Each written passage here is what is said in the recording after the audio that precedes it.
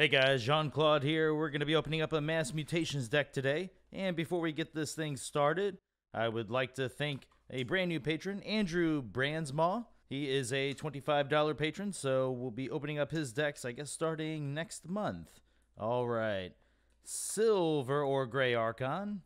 First house is Sanctum, second house is Shadows, and the third house is Logos. Slackjaw Cleora, Facility Con. Kind of looks like maybe like a warship if you're looking overhead, maybe going through the sky there. Alright, let's see what this thing has in store for us.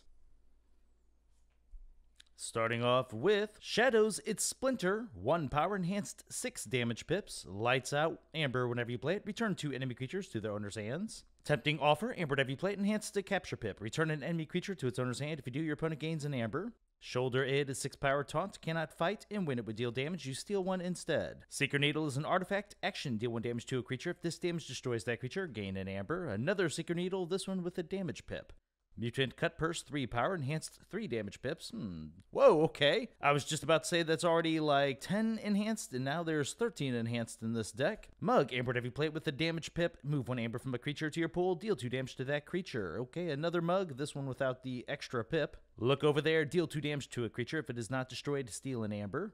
Francis the Economist, 3 power skirmish fight. Each player gains 1 Amber. Now we're on to Sanctum. It's Dino Might. Remember, we renamed it. 6 power, 2 armor. Play, you may exalt it. If you do, deal 3 damage to a creature. Book of Malefaction. This is a great card. Artifact, Amber whenever you play it. After your Amber is stolen, put a warrant counter on it for each Amber stolen. Omni, remove a warrant counter from it. If you do, purge a creature. That's just insane. The fact you can just keep using it. This really hurts some of like the old Coda decks. Potion of Invulnerability. It's an artifact. Amber whenever you play it. Omni, destroy it. For the remainder of the turn, each friendly creature cannot be dealt damage. Another one of those. Let's see a lot of Sanctum creatures then. Free markets with 2 damage pips. Gain an Amber to a maximum of 6 for each house represented among cards in play except for Sanctum. Gotta make sure I don't destroy an opponent's creature that they only have 1 of in a particular house.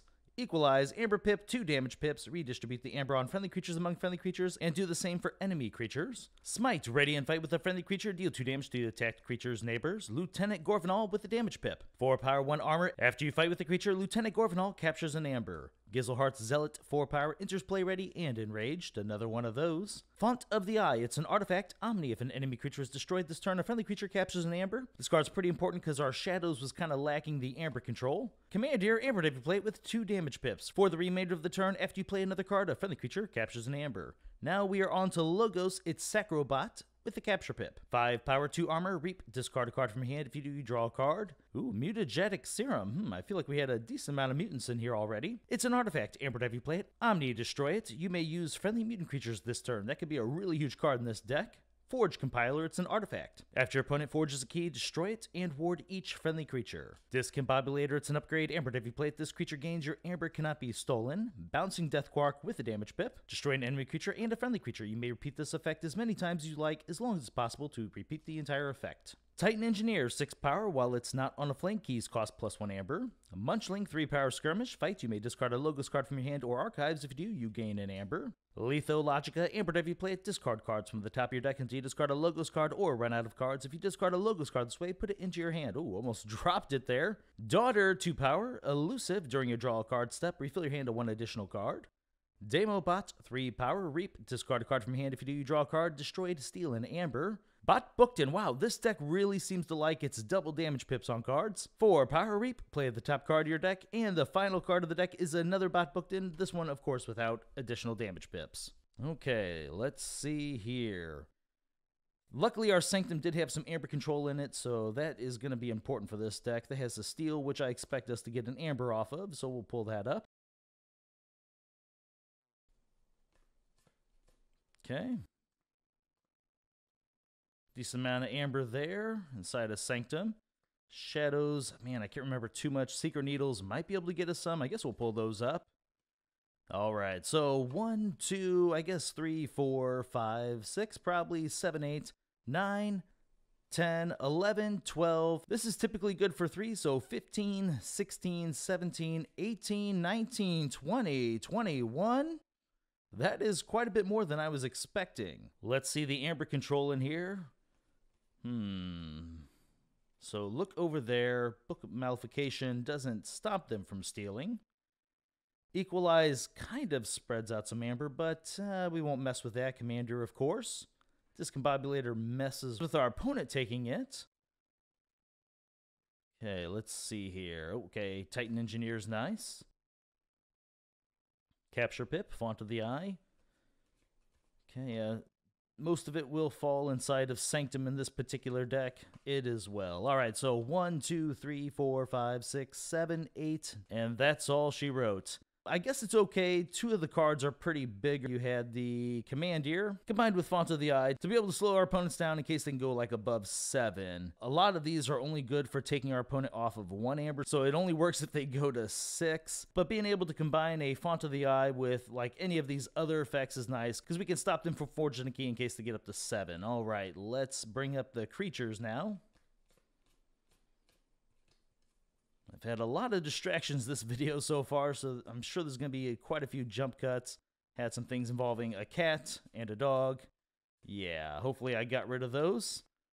Might seem a little scattered-brained because of that, actually. Okay, so for creatures, 1, 5, 10, 15, 16. And for big board control, we only had the logo. Somehow Logo seems to be killing it in this deck with bouncing Deathquark. I mean, there were some smaller things like the Smite, a lot of damage pips spread around, which is relevant. But yeah, the Mugs, yeah, Seeker Needles. We can take care of a lot of small creatures with this deck. Bigger ones we're going to have to rely on, I guess, maybe some of those Knights and the Bouncing Deathquark. That being said, this deck is really going to shine against decks that have smaller creatures and decks that can't really mess with our Amber too much because we did have a decent amount of Amber in here. Actually, I'm going to pull up the Mutants real quick because another very important card for this is going to be... Wait, yeah, that's Mutant.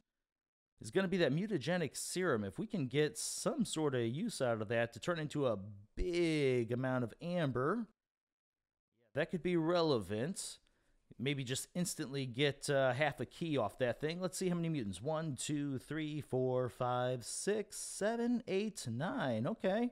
Considering there's only 14 creatures in here, 9 of those being mutants is actually pretty sweet. I'm not going to complain about that at all. But as I was saying, overall, this deck is best against other, like, Shadows decks that have puny creatures. I guess we also had Book of Malefication for bigger creatures, but it is 100% dependent on our opponent stealing from us, and this being out even before the steal itself, so that's kind of iffy there. Still a great card overall.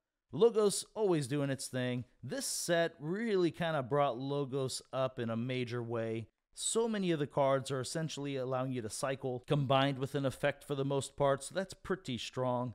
Yeah, I mean, Logos has to be the best house in this set. Logos is typically the best house in most sets. But honestly, like, look, only Forge Compiler here isn't necessarily that great of a card. Discombobulator, you could argue, and this deck isn't so great considering we only have 14 creatures. Not a lot of ways to protect them, like wards and things. But if Logos can get up and running, I mean, that's just a lot of different effects that are helping us to either play cards or draw cards in some way, shape, or form. Yeah, very, very strong. Lots of damage pips, lots of little small damage here and there. Amber control just a little too weak to really be able to take it too many places. I think this is going to be a great deck for something like Chainbound. Alright guys, well thank you very much for watching my videos, and I'll see you next time.